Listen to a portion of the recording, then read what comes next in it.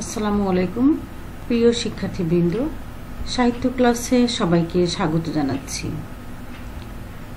একাদশ দ্বাদশ শ্রেণীর জন্য আমাদের আজকে পাঠ কবিতার নাম সেই অস্ত্র, লিখেছেন আহসান হাবিব। আহসান হাবিব রচিত সেই অস্ত্র কবিতাটি কবির বিদীর্ণ দর্পণের মুখ কাব্যগ্রন্থ থেকে নেওয়া হয়েছে। আজকে আমরা এই কবিতাটি নিয়েই আলোচনা করব। আলোচনা শেষে জানব পৃথিবীতে যুদ্ধের বিভৎসতা, এটা তোমরা বর্ণনা করতে পারবে, কবির কবিসত্তা সম্পর্কে বলতে পারবে, মানবিকতার বিপর্যয় সম্পর্কে বলতে পারবে, সুখী সমৃদ্ধ শান্তিপূর্ণ পৃথিবী গড়ে তোলার প্রত্যয় ব্যক্ত করতে পারবে। প্রথমে আমরা কবি পরিচিতি জেনে নিই সংক্ষিপ্তভাবে। কবি আহসান হাবিব জন্মগ্রহণ করেন বরিশাল জেলার পিরোজপুর জেলার শঙ্করপাশা গ্রামে, অর্থাৎ বরিশাল জেলার পিরোজপুরের শঙ্করপাশা গ্রামে জন্মগ্রহণ করেন ২রা জানুয়ারি ১৯১৭ খ্রিস্টাব্দে। তার পিতার নাম হামিজউদ্দিন হাওলাদার এবং মায়ের নাম জমিলা খাতুন। ছোটবেলা থেকেই তিনি কবিতা লিখতেন। তার শিক্ষা জীবন এবং পড়াশোনা করেন বরিশালের ব্রজমোহন কলেজে, এবং তিনি এই কলেজে পড়া অবস্থায় কলকাতা চলে আসেন। এরপরে আর পড়ালেখা কন্টিনিউ করতে পারেননি, অর্থাৎ আইএ শ্রেণী পর্যন্ত পড়াশোনা করেন। এরপরে তিনি বিভিন্ন পত্রিকায় কাজ করেন, বিশেষ করে সাহিত্য পত্রিকার সম্পাদক হিসেবে তিনি কাজ করেন। তার পেশা ছিল সাংবাদিকতা। তিনি আমৃত্যু দৈনিক পাকিস্তান এই পত্রিকার, যেটা বর্তমান নাম দৈনিক বাংলা, এই পত্রিকার সাথে জড়িত ছিলেন। তিনি কতগুলো সাহিত্য রচনা করেছেন, তার মধ্যে উল্লেখযোগ্য হল কাব্যগ্রন্থ রাত্রি শেষ, ছায়া হরিণ, মেঘ বলে চৈত্রে যাব, ২ হাতে ২, আদিম পাথর, সারা দুপুর, আশায় বসতি, বিদীর্ণ দর্পণে মুখ প্রভৃতি। তার উপন্যাসের মধ্যে রয়েছে অরণ্য নীলিমা, রানী খালের সাঁকো। শিশুতোষ গ্রন্থের মধ্যে রয়েছে বৃষ্টি পড়ে টাপুর টুপুর, ছুটির দিন দুপুরে। এই কবি মৃত্যুবরণ করেন ১৯৮৫ খ্রিস্টাব্দে ১০ জুলাই। আমরা কবি আহসান হাবিব সম্পর্কে জানলাম। এবার আমরা কবিতাটি আবৃত্তি করব বা কবিতাটি পড়ব। সবাই মনোযোগ দিয়ে শুনবে। আমাকে সেই অস্ত্র ফিরিয়ে দাও, সভ্যতার সেই প্রতিশ্রুতি, সেই অমোঘ অনন্য অস্ত্র আমাকে ফিরিয়ে দাও। সেই অস্ত্র আমাকে ফিরিয়ে দাও, যে অস্ত্র উত্তোলিত হলে পৃথিবীর যাবতীয় অস্ত্র হবে আনত, যে অস্ত্র উত্তোলিত হলে অরণ্য হবে আরো সবুজ, নদী আরো কল্লোলিত, পাখিরা নীড়ে ঘুমোবে, যে অস্ত্র উত্তোলিত হলে ফসলের মাঠে আগুন জ্বলবে না, খা খা করবে না গৃহস্থালী, সেই অস্ত্র আমাকে ফিরিয়ে দাও। যে অস্ত্র ব্যাপ্ত হলে নক্ষত্র খচিত আকাশ থেকে আগুন ঝরবে না, মানব বসতি বুকে মুহূর্তের অগ্নুৎপাত লক্ষ লক্ষ মানুষকে করবে না পঙ্গু বিকৃত, আমাদের চেতনা জুড়ে তারা করবে না আর্তনাদ।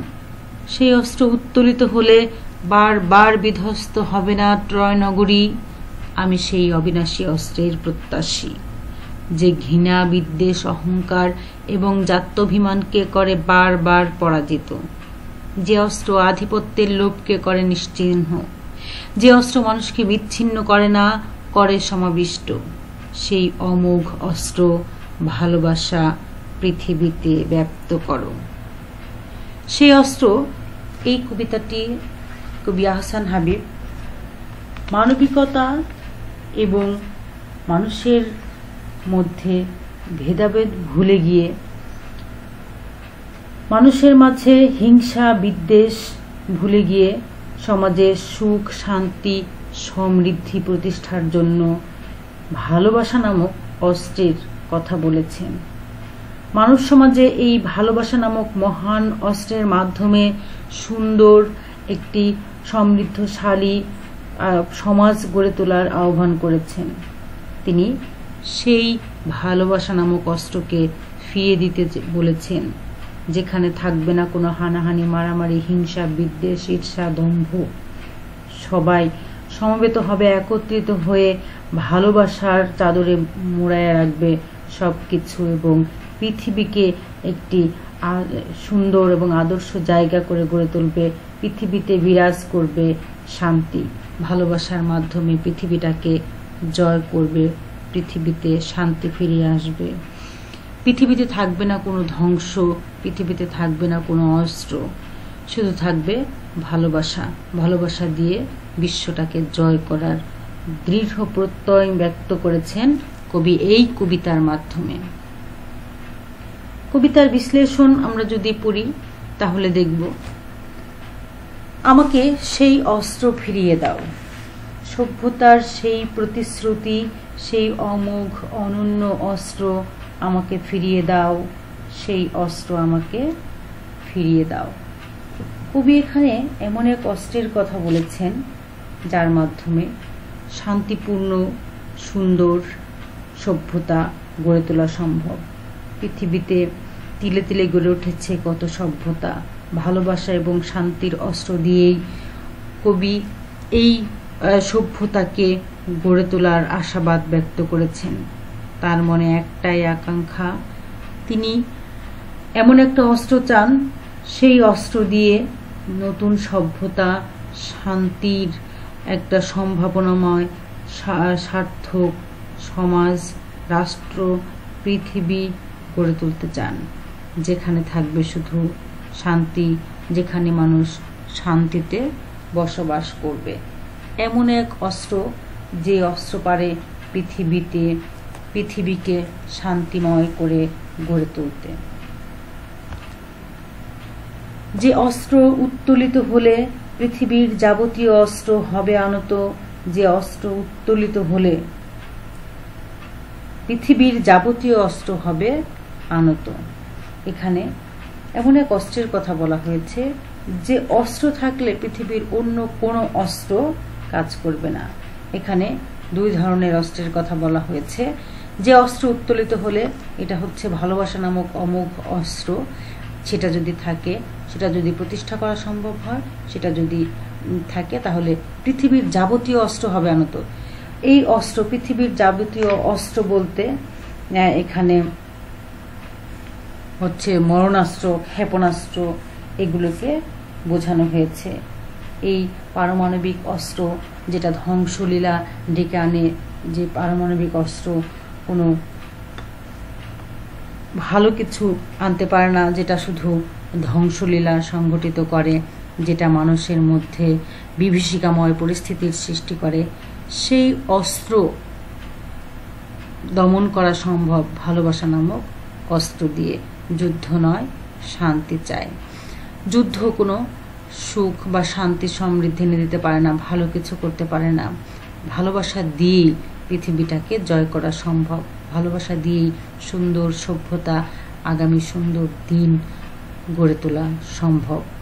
পৃথিবীতে কোনো অস্ত্রের দরকার নাই। পৃথিবীতে ভালোবাসা নামক অস্ত্রটি শুধু শান্তি প্রতিষ্ঠা করতে পারে, অন্য কোনো অস্ত্র না।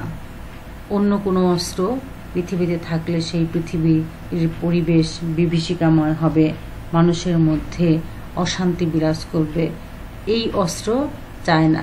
কবি এমন এক অস্ত্রের কথা বলেছেন, যে অস্ত্র উত্তোলিত হলে অরণ্য হবে আরো সবুজ, নদী আরো কল্লোলিত। এমন এক অস্ত্রের কথা বলেছেন, যে অস্ত্র থাকলে অরণ্য আরো সবুজ হবে, বন সবুজ হবে, প্রকৃতি তার আপন রূপ ফিরে পাবে, চারদিকে নব পুষ্প সাজ সজ্জিত হবে, প্রকৃতি তার আপন মহিমায় ভাস্বর হয়ে থাকবে, নদী আরো কল্লোলিত। নদীর সৌন্দর্য, নদীর প্রবাহমানতা, যেটা অবিরাম ঝর্ণাধারার মতো চলতে থাকবে, যেখানে শুধু সুন্দর আগামী, সুন্দর ভবিষ্যৎ, সুন্দর প্রজন্ম, সুন্দর পৃথিবী বিরাজ করবে, সেখানে কোনো কষ্ট থাকবে না। এমন এক অস্ত্রের আহ্বান কবি এই কবিতায় করেছেন। যে অস্ত্র উত্তোলিত হলে ফসলের মাঠে আগুন জ্বলবে না। আরো বলেছেন যে অস্ত্র উত্তোলিত হলে ফসলের মাঠে আগুন জ্বলবে না, খা খা করবে না গৃহস্থালী, সেই অস্ত্র আমাকে ফিরিয়ে দাও। এমন এক অস্ত্রের কথা বলেছেন যে অস্ত্র থাকলে ফসলের মাঠে আর আগুন জ্বলবে না, খা খা করবে না গৃহস্থালী। কারণ এই অস্ত্র ক্ষেপণাস্ত্র, যুদ্ধে ব্যবহৃত ক্ষেপণাস্ত্র, যেটা শুধু আগুন জ্বালায়, যেটা শুধু ধ্বংস করে, যেটা শুধু নষ্ট করে, কষ্ট দেয়, এমন এক অস্ত্র। সেই অস্ত্র দিয়ে এই ফসলের মাঠে আগুন জ্বলবে না সেরকম পরিবেশ তৈরি করতে হবে। যে অস্ত্র ব্যাপ্ত হলে নক্ষত্র খচিত আকাশ থেকে আগুন ঝরবে না, মানব বসতির বুকে মুহূর্তের অগ্নুৎপাত লক্ষ লক্ষ মানুষকে করবে না পঙ্গু বিকৃত, আমাদের চেতনা জুড়ে তারা করবে না আর্তনাদ। নক্ষত্র খচিত আকাশ অর্থাৎ এখানে পারমাণবিক অস্ত্রের কথা বলা হয়েছে, যা শুধু সহস্র প্রাণ কেড়ে নেয়, বড় বড় স্থাপনা ধ্বংস করে। দ্বিতীয় বিশ্বযুদ্ধে জাপানের হিরোশিমা এবং নাগাসাকির কথা আমরা জানি যে সেখানে পারমাণবিক অস্ত্রের আঘাতে ধ্বংস হয়ে গিয়েছিল, মানুষ পঙ্গুত্ব বরণ করেছে। সেই বিভীষিকাময় পরিস্থিতি যেন সৃষ্টি না হয়, এই জন্যে ভালোবাসা নামক অস্ত্রকে ব্যবহার করতে হবে। এই অস্ত্রটা পৃথিবীতে ফিরিয়ে দিতে বলেছেন কবির আহ্বান। এখানে মানুষে মানুষে কোনো হিংসা বিদ্বেষ মারামারি কাটাকাটি হানাহানি থাকবে না। যখন মানুষের মধ্যে ভালোবাসা থাকবে তখন একজন আরেকজনকে শত্রু ভাববে না, তখন সবাই একত্রিত হয়ে বসবাস করবে। যে কৃষক মাথার ঘাম পায়ে ফেলে ফসল ফলায়, আর যে সাহেব, যে অফিসার, সে অফিসে এসি রুমে বসে অফিস করে, তার যদি কৃষকের প্রতি একটু সহমর্মিতা থাকে তাহলে দেখা যাবে সে কৃষককে ভালোবাসবে, কৃষির উন্নয়নের জন্য, কৃষকের উন্নয়নের জন্য কাজ করবে।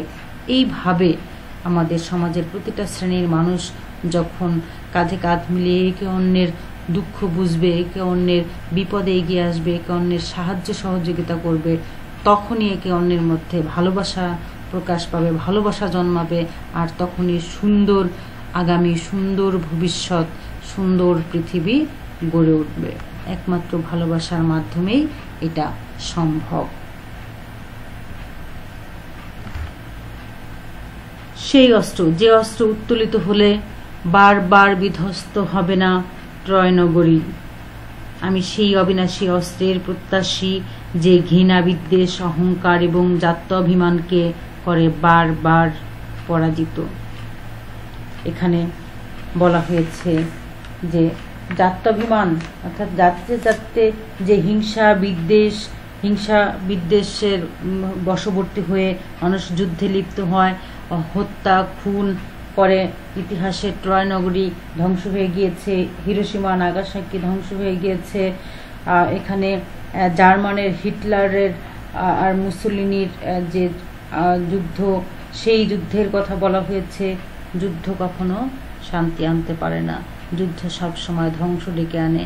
একটা সভ্যতা, একটা জাতি ধ্বংস হয়ে যায় যুদ্ধের মাধ্যমে।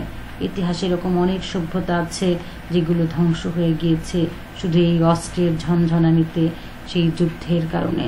মানুষের মধ্যে যদি ভালোবাসা থাকে, মানুষের মধ্যে যদি এইরকম একে অন্যের প্রতি সাহায্য সহযোগিতার মনোভাব থাকে, ভালোবাসা থাকে, তাহলে কিন্তু এ সমস্ত ধ্বংসলীলা থেকে বিরত থাকা যাবে।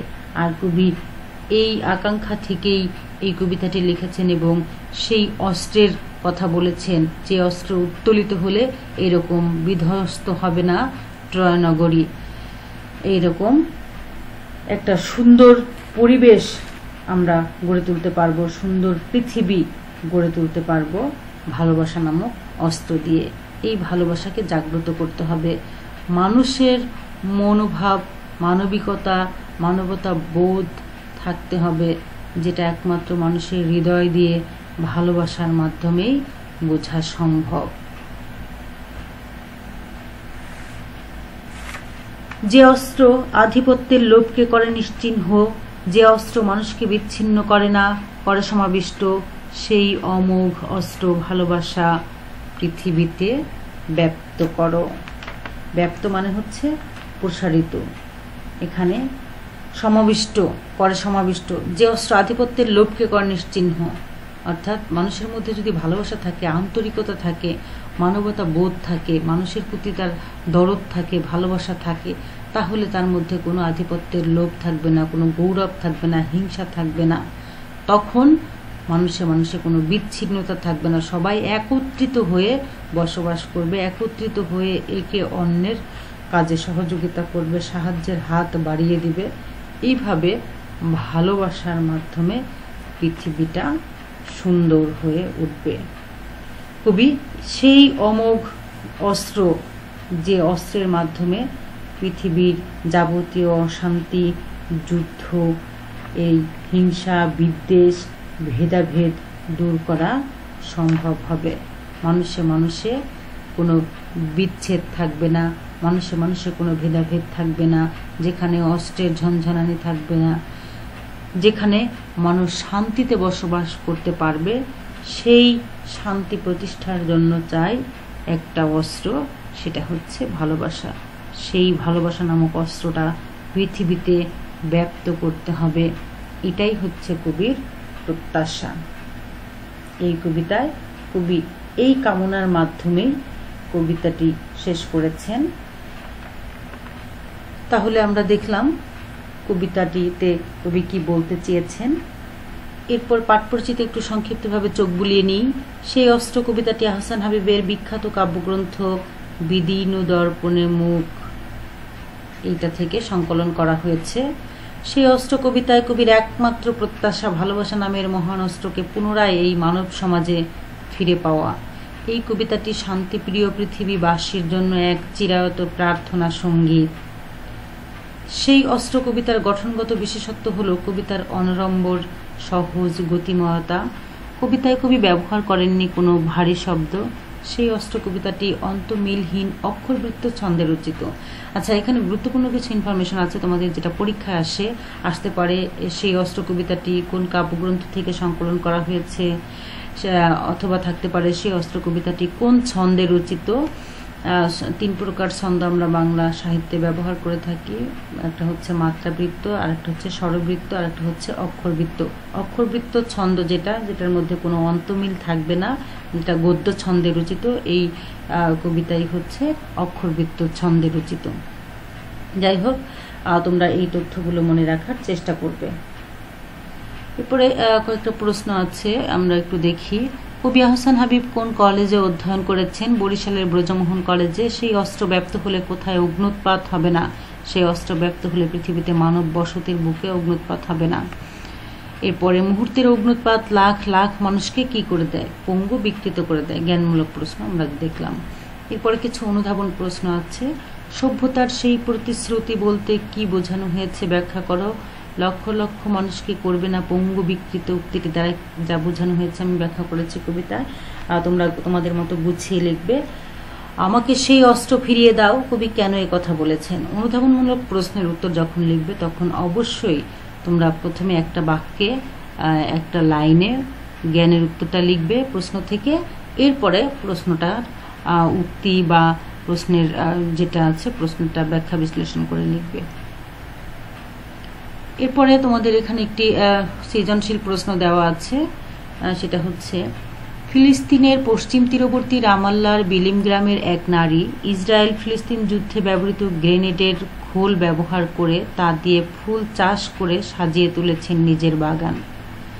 অস্ত্র আর রক্তের বিনিময়ে গড়ে ওঠা আধুনিক বিশ্বের ভয়াবহতার মুখে ফুলের বাগান দিয়েই যেন সপাটে এক চর কষিয়ে যুদ্ধের বদলে ভালোবাসার জবাব দিলেন তিনি। এখানে অত্যন্ত প্রাসঙ্গিক একটি সৃজনশীল প্রশ্ন, বানান ভুল আছে তোমরা একটু কারেকশন করে নিও। এখান থেকে 4টি প্রশ্ন। ক, অমোঘ অনন্য অস্ত্র কি? খ, কবি পৃথিবীতে ভালোবাসা ব্যক্ত করতে বলেছেন কেন? গ, সেই অস্ত্র কবিতা কবি এবং উদ্দীপক বর্ণিত নারী দৃষ্টিভঙ্গি সাদৃশ্য দেখাও। যুদ্ধ নয় শান্তি, অস্ত্র নয় ভালোবাসা। উক্তিটি উদ্দীপক ও সেই অস্ত্র কবিতার আলোকে বিশ্লেষণ করো। তোমরা নিজের মতো করে উত্তরটা লেখার চেষ্টা করবে, এটা তোমাদের বাড়ির কাজ থাকবে। আশা করি আমাদের আজকের আলোচনা তোমরা বুঝতে পেরেছো।